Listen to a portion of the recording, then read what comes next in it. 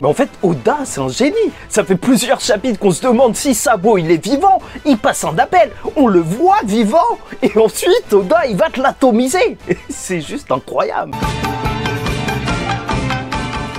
Mesdames et messieurs, ici Chaz et on se retrouve aujourd'hui pour la review du chapitre 1062 One Piece, le rêve de Luffy, avec en plus une cover du Jump cette semaine. Et Luffy en gear fif est juste incroyable sur cette cover, tenant le logo du Jump, le pouvoir de l'imagination, ça va très très loin. Et en plus, une page colorée, tu vois, juste excellente. Tu sens que les personnages ils sont badass et ça fait plaisir de les voir tous ensemble parce que c'est ce qu'on voit aussi lors de ce chapitre. Et enfin, on aura des aventures avec eux. Et d'ailleurs, on va commencer par parler d'eux avant de parler de la dinguerie. On parlera même de Doflamingo et de Barbe Noire parce qu'il y a beaucoup de choses à dire. Donc, oui, dès le début, ils vont apprendre ce qu'il s'est passé par rapport à la rêverie. Donc, dans les journaux, que Sabo aurait possiblement tué, c'est un bien grand mot parce que c'est faux. Ça y est, enfin, de sa parole, c'est faux. Donc, le roi d'Alabasta et que donc Vivi a disparu. Ce à quoi ils répondront, bah en fait, Luffy, il a envie d'y aller tout de suite et aller tout casser. Et ça fait plaisir parce que certains diront que oui, ils sont trop faibles pour y aller. Eh, moi, je m'en fous. C'est des Yonko maintenant. C'est un équipage de Yonko qu'on est en train de suivre. Donc, pour moi, ils viennent, ils font ce qu'ils veulent. Ils ne doivent avoir peur de rien. Et c'est ça que je trouve magnifique. Bon, on passera sur les différentes réactions, dont Robin qui ne croit pas que l'armée révolutionnaire aurait voulu la mort du roi Cobra. Brook qui, quand même, assez intéressant, pense en fait que le royaume d'Alabasta, en plus, il avait aucune raison. C'était un bon royaume, ils étaient gentils. Alors que lui, il n'était pas là pendant 50 ans. Comme quoi, les anciens aussi, rois de Alabasta, c'était des gens bien, peut-être. Et donc, est-ce qu'ils vont y aller ou non? C'est grâce à Zoro qu'on aura la réponse, puisqu'il va rappeler à Luffy ce qu'il avait dit pour Ace, et donc les laisser vivre leur vie, sauf si il y a un énorme danger. Et c'est vrai qu'on peut se dire, mais que quand même, Vivi, c'est pas la même chose, parce que c'est pas une combattante, mais d'un autre côté, tu connais Whiskey Peak et tout, je pense que ça montre aussi une certaine confiance en sa camarade, parce que n'oublions pas que c'est une Mugiwara du cœur, oui bien sûr, et même une Mugiwara officielle aussi, oui aussi un petit peu. Et donc on va avoir des insultes face à Zoro et on notera le fait que Luffy ne sait toujours pas vanner, bien sûr, référence à ce qu'il s'est passé il y a bien longtemps quand il avait traité Zoro d'utilisateur de 4 sabres, ça n'a absolument aucun sens. Mauvaise herbe. Bretteur aux 3 sabres. Ça va pas, je te signale que c'est pas une insulte, ça. Aux 4 sabres. C'est encore pire. C'est là, il le traite d'Oni, et même plus d'Oni Gashima.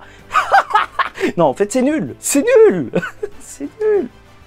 Ah, c'est terrible. Et il va tomber, et c'est là, en fait, où on va avoir, encore une fois, et la première annonce du rêve de Luffy. Ce qui est assez énorme pour les Mugiwara.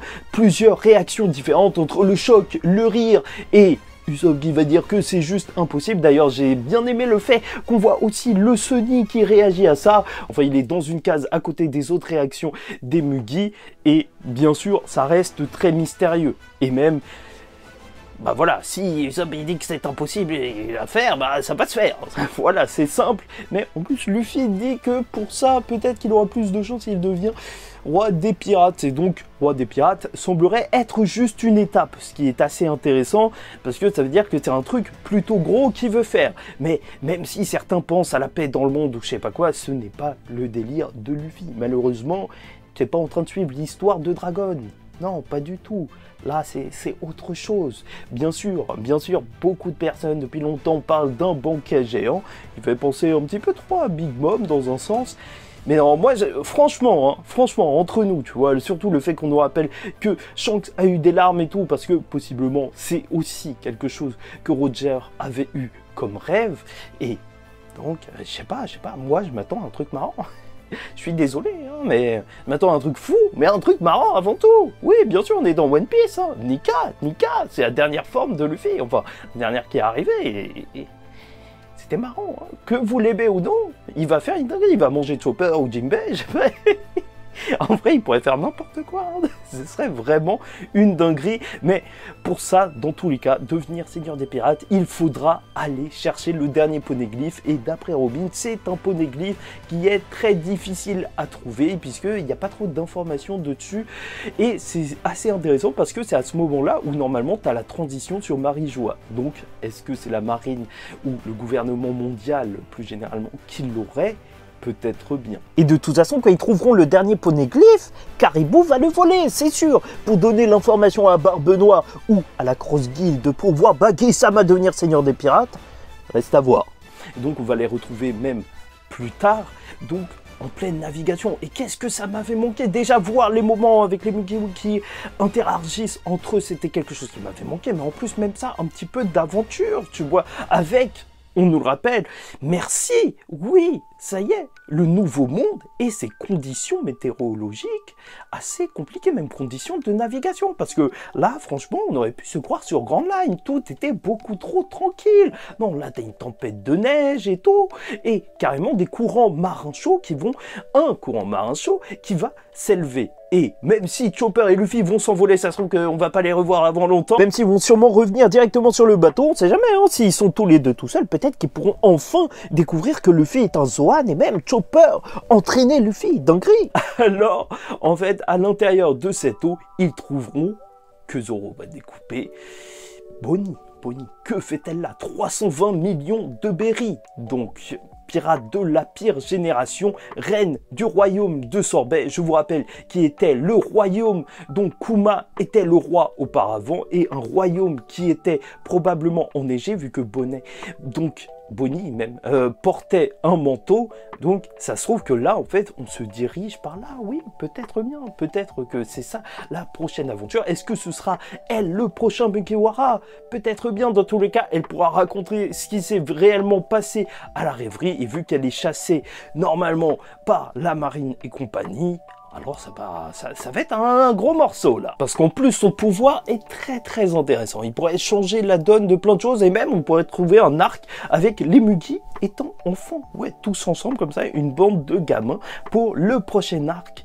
Peut-être bien, hein, Gear Force en mode Luffy enfant, oui peut-être. Et vu qu'elle est sortie d'un courant d'air chaud, enfin d'eau chaude, alors je me demande si c'est pas un courant qui a été créé ou si c'est juste un truc naturel. Ça se trouve que c'est Akainu qui l'a envoyé à cause d'un point de magma dans l'eau, ou même que c'est Sabo qui l'a envoyé jusque là. Et bref, parlons de ce qui s'est passé du côté des révolutionnaires. Parce que bien entendu, on a eu la suite de cet appel, bien sûr, et donc en fait on apprend que Sabo est au royaume de Lulusia. Bien évidemment c'est un royaume qui a été de nombreuses fois évoqué, comme lorsque Ace cherchait Barbe Noire, ou bien même lorsque justement les révolutionnaires ont sauvé, libéré ce pays. Je vois la marine qui part dans tous les sens, et même la réaction du Gorosei qui dit que franchement il a pas de chance, parce que Im-sama va faire le boulot. Et oui, c'est là, lors de ce chapitre, la dinguerie qu'on a eue. Parce que bien sûr, Sabo avertira justement ses camarades que le trône qui était censé être vide, il y avait quelqu'un dessus, mais la conversation s'arrêtera à cause d'une attaque. Et déjà, rien que le fait, justement, qu'il n'ait pas pu terminer sa phrase, je trouve ça assez étrange. Est-ce que, justement, il a vraiment vu Im-sama? Est-ce qu'il a vu à quoi cette personne ressemblait? Est-ce que c'est une personne qu'on connaît dans le monde de One Piece? Est-ce que nous, on la connaît? Ou est-ce que c'est une personne relative au lore? Franchement, ça pose énormément de questions. Et cette technique, c'était juste n'importe quoi. Parce que Im-sama a juste barré un truc sur la carte. On ne sait pas ce que cette personne a fait, mais au final, tu as une boule d'énergie géante qui est tombée. Et bien sûr, les plus attentifs, oui, j'ai compté comme un débile, ont vu qu'il y a eu 16 traits qui ont poussé la boule. On peut se dire que c'est rien du tout, mais n'oublions pas que la technique ultime de Doflamingo était aussi, justement, ces fils sacrés étaient une technique qu'il appelait les 16 bullettes, je sais pas quoi. Oui, donc voilà, peut-être que c'est ça, le trésor de Marijoa qu'il connaissait et que Oda nous avait déjà teasé ça depuis un long moment. Et il est temps de s'arrêter un petit peu pour savoir ce que c'est que ce truc, parce que c'est vrai que c'est une dinguerie. C'est vrai, déjà, que le Buster Call, on pourrait se dire que ouais, ça sert plus à rien maintenant que tu as ça. Pourquoi même la marine a investi justement dans des tirs de navires?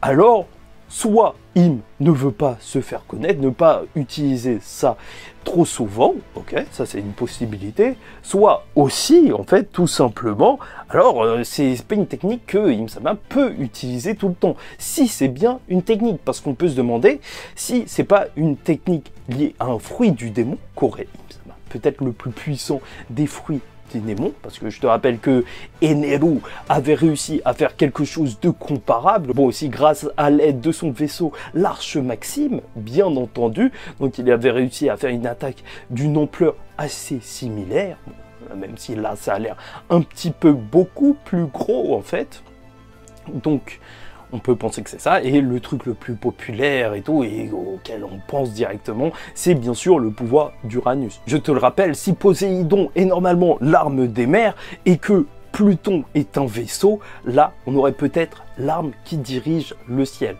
Et de toute façon, c'est en référence avec Uranus, donc ça semble tout à fait logique. Et peut-être que cette arme antique a cette puissance. Certains on pensait que littéralement en fait c'était une arme qui pouvait détruire, mais aussi détruire de l'imaginaire collectif en fait, de la pensée collective un élément, parce que tu vois il disait que ça y est maintenant il n'existe plus en aucune mémoire, maintenant ça a disparu. Moi je pense que c'était juste une façon imagée de dire la chose en mode maintenant plus personne n'a droit de parler de ce royaume. La marine dit qu'il n'a pas existé, ils l'ont détruit, ça y est c'est terminé. Donc ok peut-être. Et donc on peut se dire que c'est ce qui a conduit à la disparition de God Valley, donc l'endroit où les Rocks ont affronté Goldie Roger et Garp, le héros de la marine, peut-être bien, sait-on jamais, mais aussi que c'est là où était justement Enies Lobby, là où il y a l'énorme trou, mais en fait peut-être que ça a été dû à la même attaque. Et même ça se trouve que God Valley était à cet endroit par le passé. Dans tous les cas, ce qu'il faut dire, c'est que Sabo, sûrement qu'il n'est pas juste mort comme ça, de toute façon c'est un Logia, en théorie il peut se rendre intangible, et même certains pensent que Sabo se trouvait juste à côté de l'île, mais pas directement sur l'île, parce qu'il aura eu le regard en fait, pas dirigé vers le ciel quand il y a eu l'attaque qui l'a éclairé, mais plus à droite, à gauche, je ne sais plus très exactement, on ne sait jamais dans quel sens je mets l'image, donc c'est assez compliqué, ça se trouve ça va partir dans tous les sens, bref, donc il a regardé sur le côté, donc peut-être qu'il était sur un bateau juste à côté, sait-on jamais, voilà, tout simplement. Après, on va pas se mentir, ça devient même plus un parallélisme pour Oda, c'est un running gag, Sabo qui se fait tout le temps exploser par des dragons célestes. Et pour terminer, je voulais juste vous dire un truc qui m'a frappé lors de ce chapitre, c'est que Barbe Noire, j'ai toujours eu en fait une relation particulière en fait avec le personnage, parce que le personnage, je savais pas trop où le placer. Dans un sens, bien sûr, on le voit comme un ennemi de Luffy, mais même avec le chapitre précédent, on apprenait qu'il avait reproduit ce qu'a fait Roger, plus ou moins, en étant justement dans un combat accompagné du héros de la marine Koby. Alors, dans un sens, en fait, il reproduit lui aussi ce que fait Roger. Voilà, tout simplement, ça, c'est quelque chose qu'on peut poser sur la table. Mais est-ce que c'est vraiment un antagoniste à Luffy? Dans un certain sens, j'ai l'impression que c'est plus un rival de Luffy, donc qui lutterait pour les mêmes objectifs. Et ce chapitre nous montre bien. IM Sama a supprimé l'existence de tout un royaume. Et c'est justement là que je me dis que c'est vraiment l'antagoniste final, parce que si Luffy se bat pour la liberté, alors peut-être que la plus grande des libertés, c'est juste de pouvoir d'exister.